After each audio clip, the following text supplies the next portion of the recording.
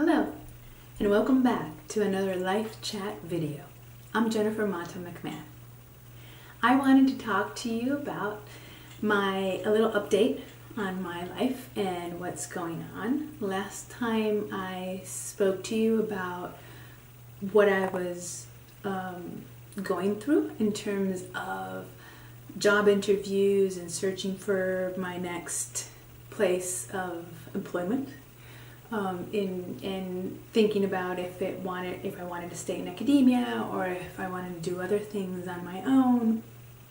And I think I didn't get too in depth into what's going on, but the short of it is that I am leaving the current university that I work at right now, and I am transitioning to a different place. And at the moment that I share that video with you in terms of opening yourself up to opportunities and knowing that everything would change and knowing that living in the moment and enjoying what was happening in that moment, even if you were uncertain of what was going to happen next, was sort of the best frame of mind to be in, or at least what had been working for me at that point.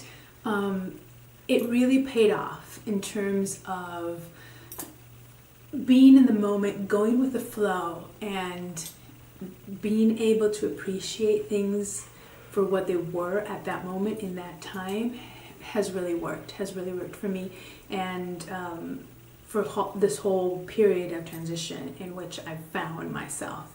And one of the things that has happened is that I've come to realize what is it that I want, and in going with the flow, I think that helped me find what my next chapter was going to be, and not necessarily pressuring myself to answer, well, what is it that you want to do? That question was really stressing me out because I didn't have a straightforward answer to, well, it's this is my dream, what I've always wanted to do is this.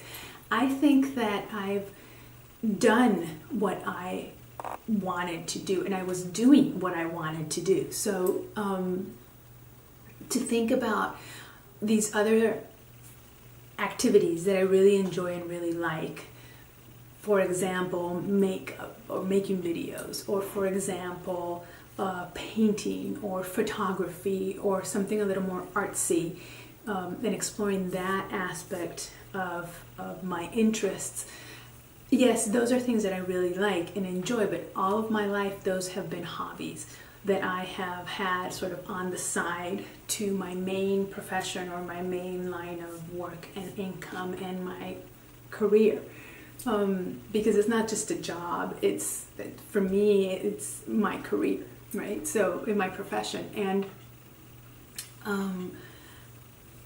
I was at that point where I could continue with that, or I could veer and pursue something completely different. And I had ideas of other things that I could do, and I still think that those are possible, maybe, or maybe they're just for a different life, not this one. But I realized in letting things go and in going with the flow of it and seeing what bubbled up, what popped up for me, has resulted in a very, very good opportunity for me, work-wise, to continue my profession and stay in the line of work that I've been in for the past over 20 years. So I wanted to share that with you in terms of I had my doubts, I had my struggles. It was hard to sort of stay the course, but once I did, it paid off. Not only because I have a job offer and I've accepted it, and I am going to be moving and working at this new to me university. Not only because of that outcome that was very positive, but because in going with the flow, I realized that what I am stepping into in this new position is everything I ever wanted. And I think I was even scared to verbalize this or say this out loud, like this is what I want, because I was protecting myself to not get my hopes up too high and then be crushed when that didn't happen, right? So, and I tend to do that. I tend to protect myself that way, either by not getting involved or by not wishing it out loud. And I think that once I let that go and was able to say, well, I'm just going to go with the flow, and whatever is meant to be for me right now, that's what's going to occur. What ended up happening was the offer that I got was everything I always wanted, or I wanted at this point, and didn't think was even possible. So the outcome of all this struggle was much more positive and beyond my expectations. So it's really interesting, and it was really serendipitous how this job came to be, because I had a colleague of mine had come to sort of check up on me and see where I was in terms of job search and what I was thinking I would do next and so on. And I was telling him that I didn't think I wanted to stay in academia, and I for sure thought I wanted to stay in Chicago because my husband is in, his family is here, and his job and his work is here, and he's here. So I thought, I need to stay in Chicago, and I need to perhaps move away from academia because there's no academic jobs in Chicago, openings in my field right now that I would want to pursue. And a week or so went by, and he emails me from California, and he says, "Oh, I'm here with in a sort of grant retreat where we're approving grants, and one of my colleagues from this university is here, and she's sharing with me that they have an opening in your field, and I was talking to her about you, and they seem very interested, so I'm going to share." I already did. I shared your contact information with her, and she's going to reach out. And immediately after I read that email, there's an email from her saying, "Okay, this is the position, this is the link, check it out." And I did, and I was a little wary at first because they wanted someone with a lot of experience. It was sort of the step up from where I am at right now. And they wanted someone with grant writing experience that I didn't necessarily have. So I thought maybe they're looking for someone that's much more experienced than I am, or a bit more experienced than I am at least. The other thing is that this place is in Maryland. It's in the East Coast. It's not only not in Chicago, not in Illinois, not in the Midwest. So I thought, okay, this seems strange. I had told them I perhaps want to get out of academia, and this is like an academic position. And I told him I wanted to stay in Chicago, and this is in Maryland. So, like, why? Why is he sending this to me? So I kind of looked at it and said, okay, sure, I'll check it out. I'll talk to you. She said she wanted to speak to me. She wanted to call me, and I said, sure, I'll talk to you. But and left it at that. And thought, okay, well, if she calls me, I'll talk to her and I'll explain, what I'm thinking. And she did. Out of the blue, a week later, she called me unexpectedly, and one afternoon, and we talked, and I was very frank with her, and I told them these are the concerns that I have, those two, in terms of having to move there and the experiences that they were looking for. And she said that no, that they were fine with my level of experience, that she had looked at my resume, and they were very interested in the work that I was doing. They were very interested in me as an academic, as a researcher, because part of the position is working in a research center, and that she thought I would be a very good fit. And then I said, well, my husband's here, his job is here, and I don't think that we want to be moving to Maryland at this point in time. And she started selling me Maryland. The weather here is really nice, and there's really nice areas. It's much better weather than Chicago, and all of this, like trying to sell me that the state and the city. And at the end, I just said, you know what? She insisted. She said, you need to apply. And I said, okay, well, I won't lose anything by applying, so let me do that. So I did that. A couple of days went on, and I finally applied. So after a week or so of having applied, I received an email asking them inviting me to go on campus visit. Typically, universities, you apply and they call you and they set up a phone interview, and the search committee interviews you on the phone, and everybody asks their questions, and then they deliberate, and if they like you, they'll invite you on an on-campus visit. This time we sort of skipped the phone interview. I'm guessing maybe the interview that I had on the phone with the person that directs the research center was the phone interview. I'm not sure, because it didn't feel like a phone interview, and it was more her trying to convince me to apply to the position, more so than an interview.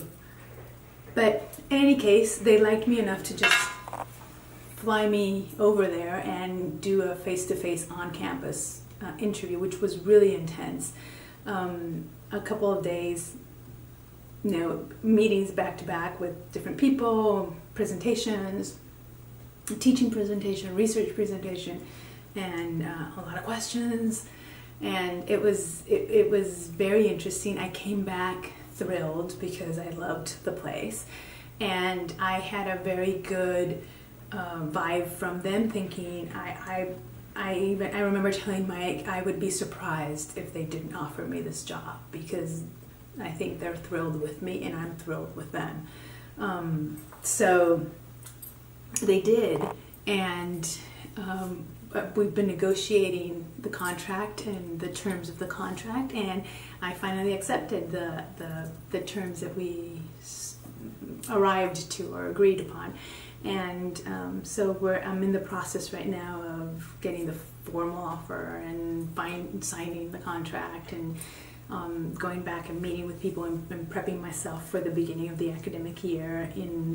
I think there it starts either the last week of August or the 1st of September, and I'm super excited. But this means everything's going to change, right? My not only my job situation is changing, but I have to move, and I have to move homes.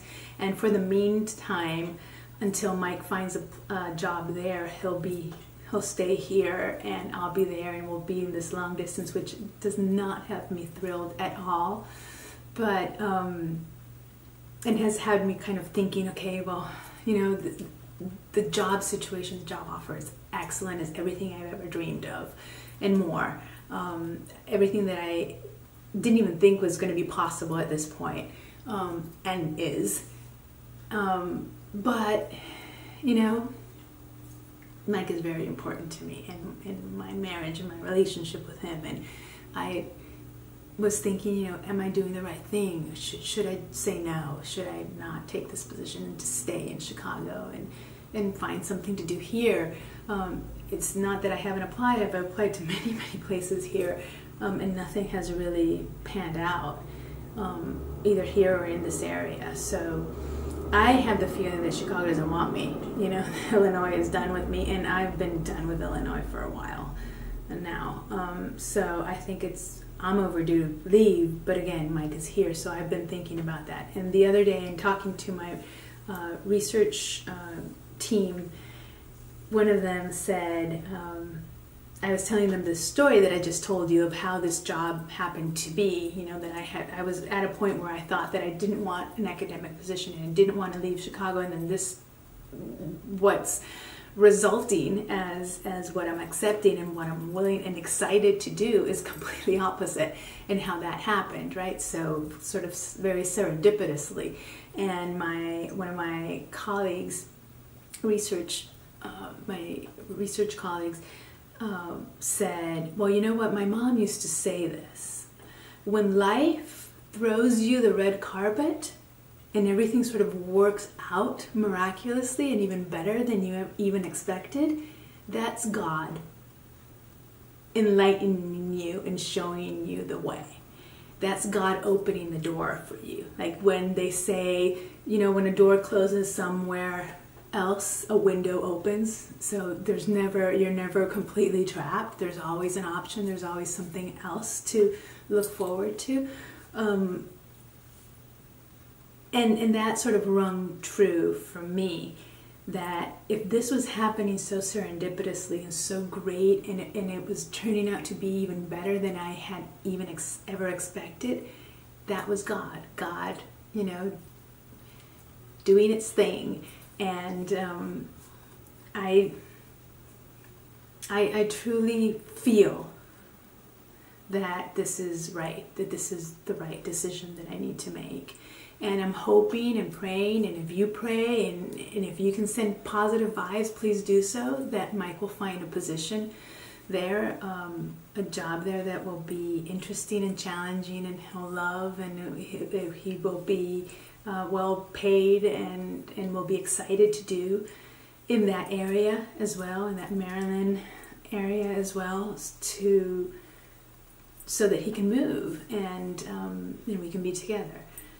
So quickly. I know that's going to happen. I just don't know how much time that's going to take. And again, the time factor is not being to control everything is challenging. But I have to believe that as my situation sort of panned itself out and worked itself out, that his will too, so that we can be together and carry on, carry on with our lives in a new environment, in a new scenario. I'm excited, and I thought I would share that with you, sort of an update of the life chat that we had the other day on sort of letting go and going with the flow and believing that God has our back, because He does. Or it does. I was having this discussion with myself the other day of how I don't think that God is a he or a she. I think it's more of an it, in terms of an energy force that moves us, that connects us, and that our soul is a little bit of it. But that's another video. That's another topic for another day. I just wanted to share that with you, and You never know how things are going to work out, but I am a true believer that things work out for the best. And if we trust the plan, and if we let go of our need to control everything and are able to enjoy the ride is going to take us to where we need to be. And if it's with a red carpet, with God leading the way, well, even better. I hope you enjoy this. I hope you learned something or at least found it interesting, and I will see you again soon. Bye.